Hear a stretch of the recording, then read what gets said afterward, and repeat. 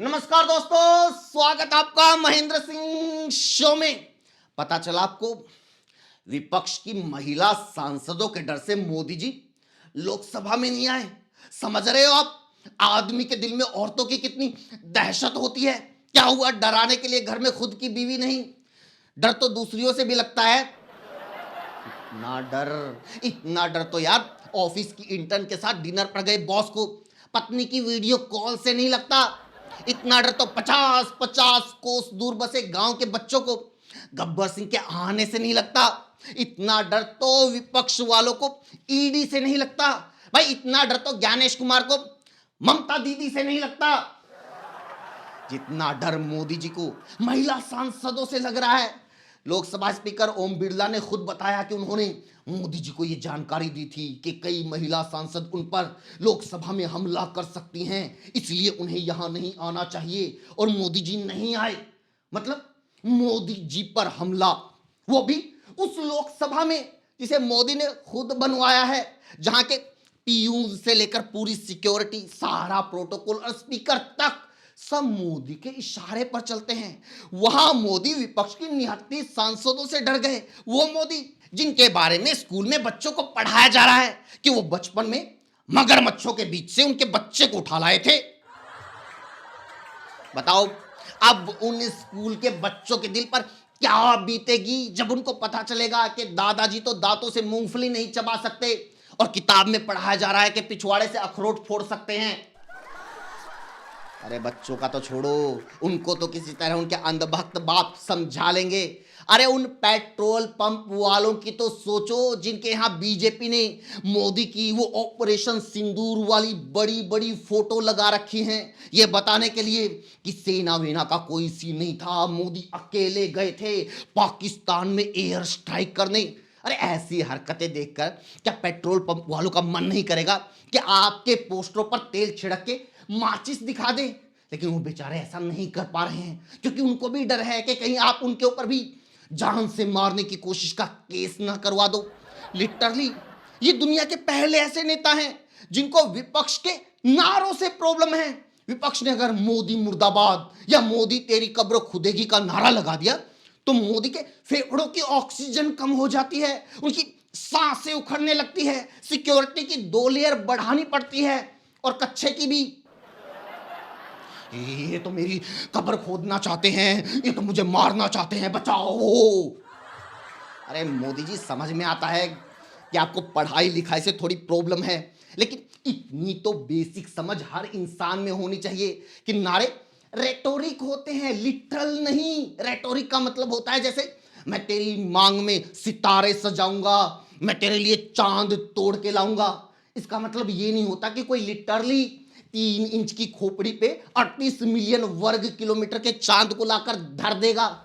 मोदी जी, पुतला दहन, नारेबाजी, फलाना मुर्दाबाद, फलाने तेरी कब्र खुदेगी, ये नारे दशकों से देश में लगते आए हैं। हर सरकार, हर नेता के खिलाफ लगे हैं।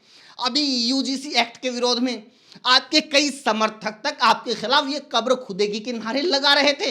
इसलिए इनको ज्यादा दिल पर नहीं लेना चाहिए। इन नारों का मतलब रेटोरिक होता है, लिटरल नहीं। लेकिन मोदी जी अलग ही यूनिवर्स में रहते हैं। किसी ने नारे लगा दिए तो ऐसा लगता है मानो किसी ने ऑक्सीजन की पाइप पर पैर रख दिया हो। किसी ने काले झंडे दिखा दिए तो उनको लगता है जानलेवा हमला कर दिया हो। किसी ने मोदी हाय हाय बोल दिया तो उनको लगता है किसी ने 13वीं का प्रोग्राम रख दिया हो।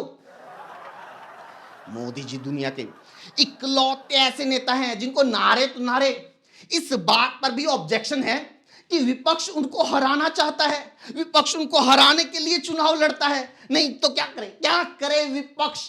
मोदी को जितवाने के लिए राहुल गांधी गली गली जाकर पर्चे बांटे, अखिलेश यादव ई रिक्शा में लाउड स्पीकर लगाकर मोदी के लिए वोट मांगे, केजरीवाल मोदी की रैलियों में जाकर झाड़ू लगाए। अरे उनका काम है आपके खिलाफ प्रचार करना, आपको हराने की कोशिश करना।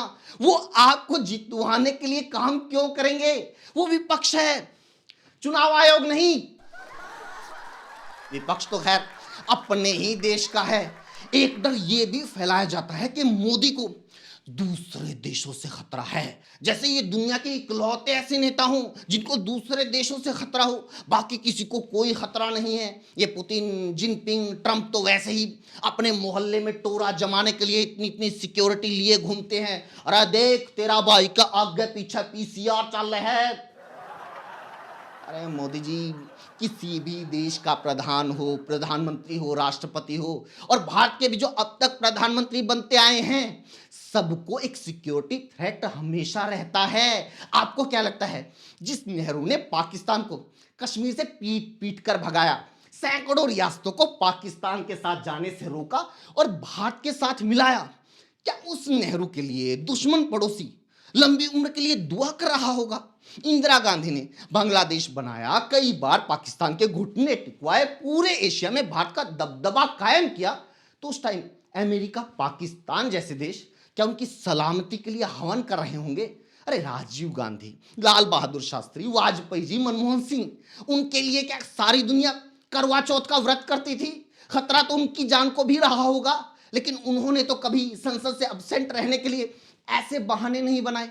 मैं कसम से बोलता हूं, इंडियन ब्लॉगर्स की वीडियो से हेलो गाइस और मोदी की स्क्रिप्ट से ये डर वाला सेगमेंट निकाल दिया जाए तो उनके पास इतना ही कंटेंट बचेगा जितने अमित शाह के सिर पर बाल। मैं तो कह रहा हूं अमित शाह जी, ये सही टाइम है, आप बन जाओ पीएम। ये सही टाइम है ओवरटेक करने का। अरे 76 साल की उम्र हो गई है मोदी जी की, 4 बार सीएम बन लिए, 3 बार पीएम बन लिए, अब इससे ज्यादा क्या करके मानेंगे? ऐसी उम्र में उनको विपक्ष की सांसदों से क्या ज्यादा सर्दी से भी खतरा है? उनको रजाई में बोझ का बिस्तर रखा करो, उनको ऐसे छिपा के रखो, ऐसे छिपा के रखो जैसे उनकी डिग्री। अरे मोदी जी, अगर इतना ही डर लगता है तो राजनीति में क्या कर रहे हो? वापिस रेलवे स्टेशन पर चाय की दुकान खोल लो। और हाँ, नाम ध्यान से ये कोई सिंटू, पिंटू, हैप्पी, टीटू टाइप का रखना, क्योंकि बस ये 2-4 नाम ही हमारे देश में अब धर्मनिरपेक्ष बचे हुए हैं। बाकी नाम रखने से पहले बजरंग दल वालों से अप्रूवल लेना पड़ता है, इसलिए ध्यान से नाम रखना। पता चले महिला सांसदों के डर से राजनीति छोड़ी थी और बजरंग दल के डर से दुकान भी छोड़नी पड़ी। चलो बीजेपी वालों और मीडिया वालों का तो समझ में आता है कि उन्हें किसी ना किसी तरह असली मुद्दों से ध्यान भटकाना है, इसीलिए वो लोग इस तरह के मुद्दों को उठाते हैं। लेकिन भाई आम लोग, वो मोदी की सेफ्टी के लिए चिंता में डूबे जा रहे हैं। खुद वो डूबे जी जिनको ऑफिस से आते हुए चोर लूट के ले गए, मोबाइल, पर्स, घड़ी, कपड़े, यहां तक कि कच्छा तक बदमाश ले गए। अखबार लपेट के वापस घर आए और उसी अखबार में खबर पढ़कर रोने लगे, अरे यार मोदी की जान को खतरा है। वो आंटियां जिन्होंने गले में सोने चांदी की चेन, लॉकेट, यहां तक कि मंगलसूत्र तक पहनने बंद कर दिए, कहीं कोई स्नेचर झपट्टा मार कर ना ले जाए, वो माथा पकड़े बैठी हैं, अरे कहीं मोदी पे हमला ना हो जाए। वो बाप जो अपनी 20 साल की बेटी को भी कॉलेज अकेले नहीं जाने देता, क्या पता रास्ते में क्या हो जाए, कौन मवाली टकर जाए, वो बाप कह रहा है भाई स्पीकर ने ठीक किया, प्रधानमंत्री की सिक्योरिटी का ध्यान तो रखना ही चाहिए। वो सेठ जी जो दुकान चलाने के लिए, परिवार को बचाने के लिए, खुद जिंदा रहने के लिए आए दिन बदमाशों को फिरौती देते हैं, जिनकी हिम्मत नहीं है कि वो पुलिस को कंप्लेन तक कर दे, वो गल्ले पर बैठकर मोदी की सिक्योरिटी के लिए तड़प रहे हैं। अबे मानसिक गुलामों, प्रधानमंत्री की छोड़ो, खुद की सेफ्टी सिक्योरिटी की चिंता करो, उसकी मांग करो। खतरा तुम लोगों को है, तुम्हारे परिवारों को है, उस जनता को है जो अपना पेट काटकर, अपने बच्चों के खर्चे काटकर, अपनी इच्छाओं का गला घोटकर, अपने खुद के गुल्लक को तोड़कर इस सरकार को दुनिया में सबसे ज्यादा टैक्स देते हैं। तुम अपनी चिंता करो, ये प्रधानमंत्री की जान को खतरा है, उनकी जान लेने की साजिश हो रही है, उन पर हमला हो सकता है। ऐसे नैरेटिव चलाने के पीछे उनका मकसद क्लियर है, लाइफ में बीवी, देश में विपक्ष, मीडिया में सवाल और जनता में मजाल नहीं रहनी चाहिए बस। और वैसे भी ऐसे ही लोगों के लिए, ऐसे ही नेताओं के लिए राहत इंदौरी ने शेर लिखा है, लोग हर मोड़ पर रुक रुक कर संभलते क्यों हैं, लोग हर मोड़ पर रुक रुक कर संभलते क्यों हैं, जब इतना डरते हैं तो घर से निकलते क्यों हैं। इसी के साथ वीडियो में इतना ही दोस्तों। कैसी लगी कमेंट ज़रूर कीजिए और लोगों तक पहुंचाइए, शेयर कीजिए। जुड़ने के लिए चैनल को ज़रूर सब्सक्राइब कीजिए। Thank you so much.